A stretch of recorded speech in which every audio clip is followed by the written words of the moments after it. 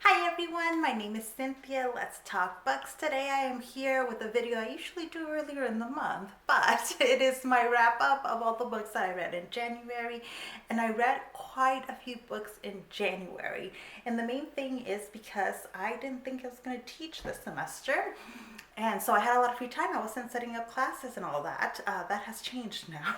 But for the month of January, I got to read a lot. So the first book that I finished was an e-arc that I got from the publisher via NetGalley, and that is Soulmates by Jen Frederick. This is book number 2 in the Soul series. So it's a young adult kind of romance series, I believe. And I had not read the first book, so it was a little bit weird to read the second book. There is a recap of what happened, and I felt like there was enough information in book 2 that I was able to get into it. I knew exactly what was happening. I gave this one, I believe I gave it 3 out of 5 stars, because there were things that I really connected with the main character here. It is an Korean American main character, female main character, who is back in Seoul. She has found her birth parents and is trying to connect with her birth mother. So all that cultural elements I really liked. I think is it speaks a lot to different people who are trying to manage all the in-between spaces when it comes to cultural identity. On the other hand, the romantic relationship in this book was a bit odd at times. I don't know if I can say too much without spoiling things for people that haven't read the first book, and it was not the ick factor. Like the two main characters are not related, but they kind of are, and so there's some cultural elements that they have to overcome. So this was overall a very solid, good book. Second book I finished in January was Severance by Ling Ma, and this is a post-apocalyptic book in which you follow an Asian American woman in New York as a virus basically takes over. They never, I believe, say the word zombie, but you're basically seeing like a zombie apocalypse. And the way in which this pandemic spreads was really interesting. The zombies were really interesting. They don't behave like other zombies do in other books and movies. And there's a lot of commentary about work culture, about how we spend our time, just a lot of commentary, which is what post-apocalyptic books do. But I really, really enjoyed this one. This was a 5-star book for me, just a really great read. I know a lot of people didn't like the ending, so if you've read this book and want to talk about the ending, leave me a comment down below, because I thought that maybe if I had read this book before the pandemic, I would not have liked the ending, but because I'm reading it while a pandemic is still going, I really liked that ending. I felt like it spoke a lot to the point in which we are in the pandemic now. This just sense of like, okay, when will this end? It might never end. This kind of in-between kind of stage that it feels for me like we're in. But I really, really enjoyed this book and highly recommend it if you're into post-apocalyptic books, if you like reading pandemic books during a pandemic. I have to admit, I don't know why I wanted to read this book in the middle of a pandemic, but I'm very glad that I read it. Next book on my list is Kim Jiyoung, born 1982, by Nam-Joo.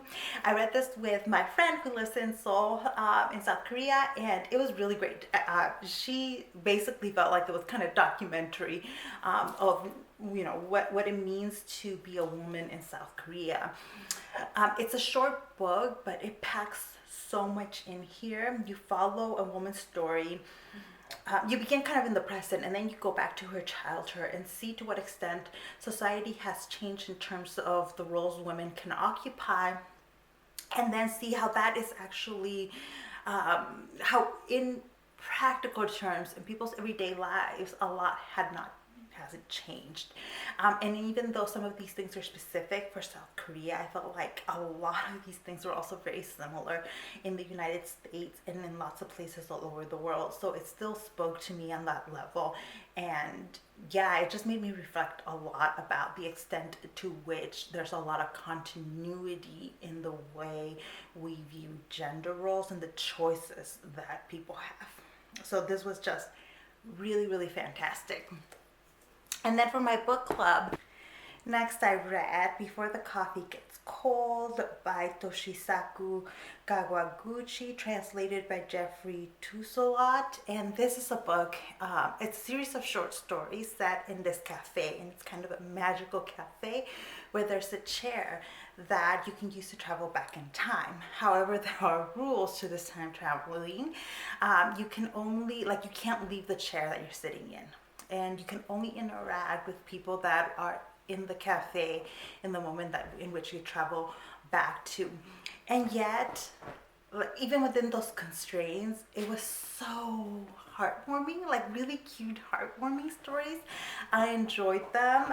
It's a lot about relationships, and people kind of fixing or trying to fix things within relationships. And so for that, I really enjoyed it. There's more rules to the time traveling, by the way, and they go over them in detail, but that was a solid read for me. However, I did enjoy the second book in the series even more than I did the first one. So this is Before the Coffee Gets Cold, Tales from the Cafe. So this is another series of short stories in which you follow each short story follows an individual who wants to time travel, who goes to the cafe, and who uses this magical chair. And this one was even more heartfelt than the first one, and so I enjoyed it even more. The next book that I finished was The Bright Ages, A New History of Medieval Europe by Matthew Gabriele and David Perry. I really wanted to read this book, in part because I wanted to do a dedicated review talking about how the way the Middle Ages get portrayed in popular culture is wrong. The Dark Ages were not that dark. And so this book really focuses on making that argument and showing you all the bright elements of the Dark Ages. This was an extremely well-written book. There's a lot of discussion about race and like multiculturalism within Western Europe during this time period, and I just thought it did a really fantastic job. So if you like reading popular histories and you're interested in the Middle Ages at all or on that topic, this is a book that I recommend. The next book on my list was another 5-star read. This is The Black Panther Party, a graphic novel history by David F. Walker. This was just so good. In fact, I want to assign it in a class. I would be assigning it in the classes I'm teaching right now, but I didn't get to. But it is just a really well balanced, great analytical discussion of the Black Panther Party, what the Black Panther Party did that was so well done, that it has survived to today. Like, for example, the free lunch programs in public schools really began with the Black Panther Party. But also some of what its downfall, like what were some of the elements in the Black Panther Party that helped make it easier to kind of criticize, dismantle the party. And so some of it was internal issues. Obviously, there was also a lot of attacks from the outside, and all of that is discussed in this book in a graphic format, which was really, really just so well done, fantastic. I could not recommend this book enough. The next book that I read was also an e-arc that I received from the publisher. The book has since come out, and it is The Roughest Draft by Emily Wibberley and Austin Siegemund-Broka. So they are a married couple, and they write together. And in this story, we follow a couple who are both writers. They are friends. They met in their MFA program, and it was really clear from the beginning that they were a great writing duo. They have published 2 books that they wrote together. I believe it's 2 books, and they're under contract for a 3rd one, but something happened in their relationship and they are refusing to write that last one until their publishers steps in and kind of they're forced to write this. So you follow the couple as they're trying to kind of meet this contractual obligation, all while wondering what it was that happened in the past that drove them to never want to write together again. This was a solid book for me. There were elements that were really cute, heartfelt. It's a romance novel, but then there were other elements that I was just like, no. A lot of it had to do with, and this is a content warning, so I'm telling you, if you don't want to know anything about it, though, you might skip until you see the picture of the next book. There's no actual cheating in this book, but one of the characters is in a relationship at the beginning of this book, and the way that was handled didn't quite work for me. I'm just gonna put it that way. Still, it was a solid read and quite enjoyable many times. This next book that I read was From Black Alley to the Border of Criminal Abortion in California from 1920 to 1969 by Alicia Gutierrez-Romine. This is a fantastic history. I was in a panel with the author talking about the history of abortion in California, and I just cannot recommend this book enough if you're interested in this history, if you're interested in this topic. I'm not sure the panel was recorded. It was on Zoom. I'm not sure if that recording is available yet, but if it is, I'll link it down below. For those of you that don't know, this is my area of specialty where my research focuses on, and I just cannot wait to assign this book to my students, and I highly recommend it if you can get a hold of it. It is pricey if you try to look for it online, but recommend it to your library. Check your university library if you have access to one, because this is fantastic.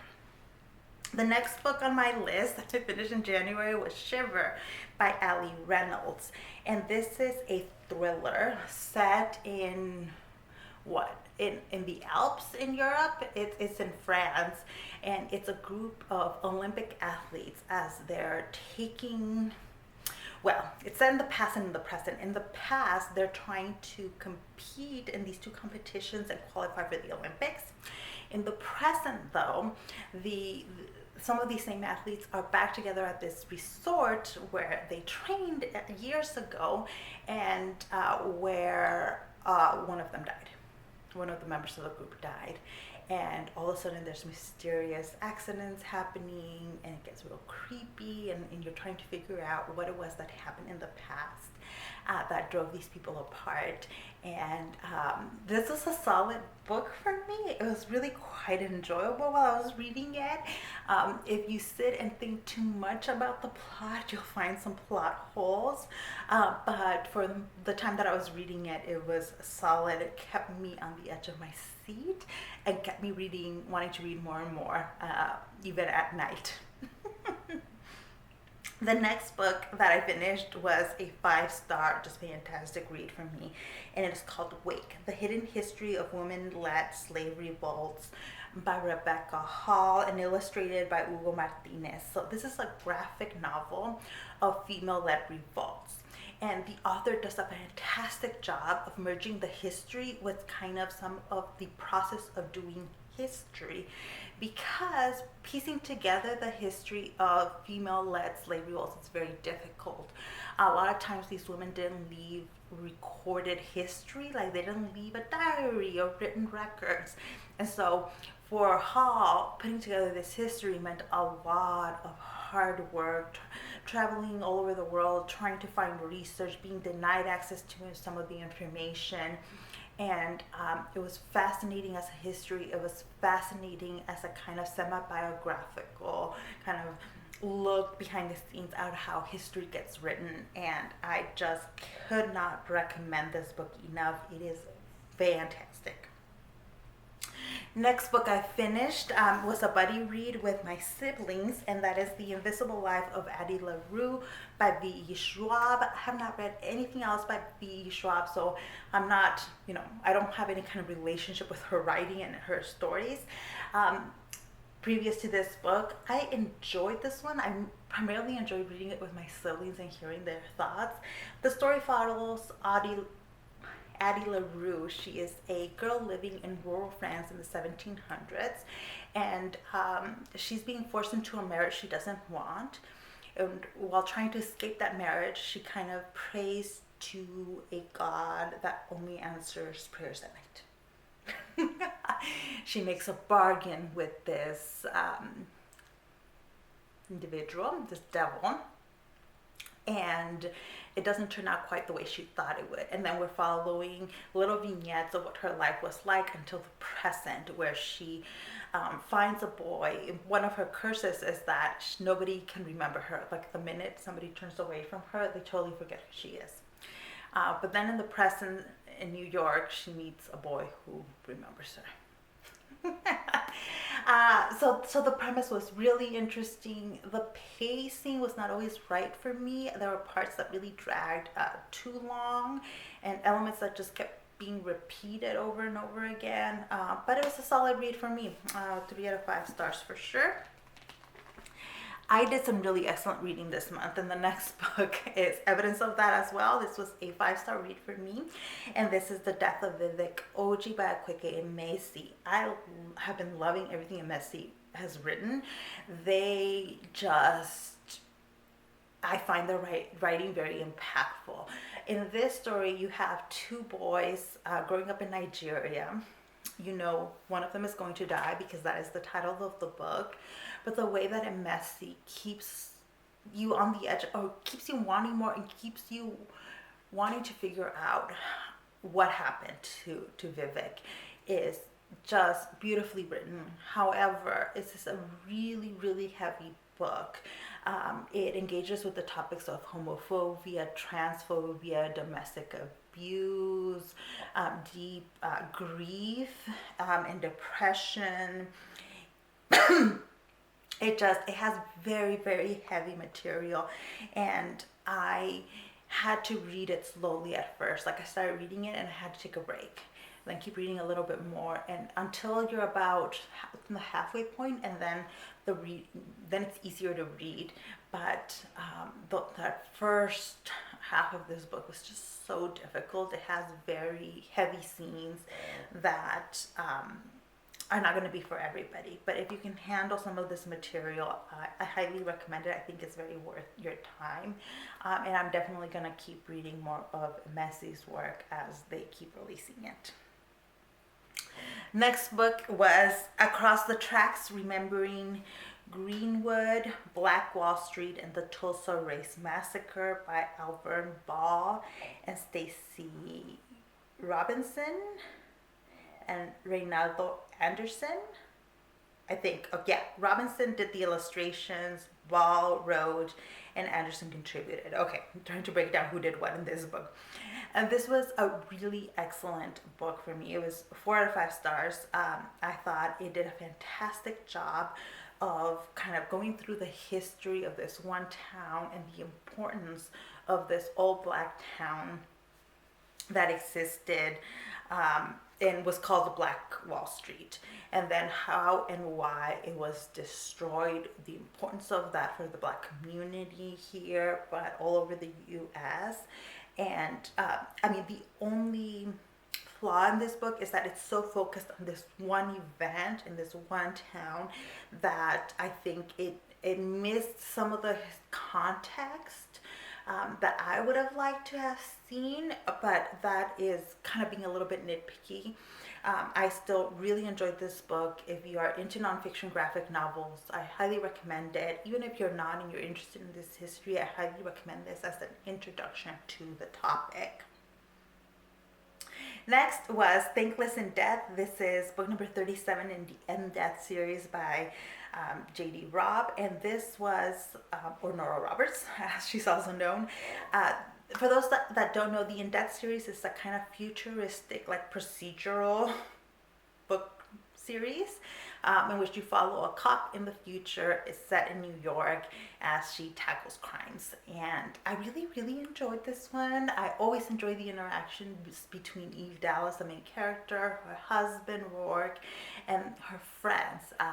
Eve is somebody who underwent deep trauma as a child, and is trying to not let that trauma affect her relationships right now, because she has a really great group of friends and a great support system. And so yeah, this was just a solid entry for me. Next on my list was The Worst Best Man by Mia Sosa. I've been trying to, well, this book has been on my TBR for a long time since it came out.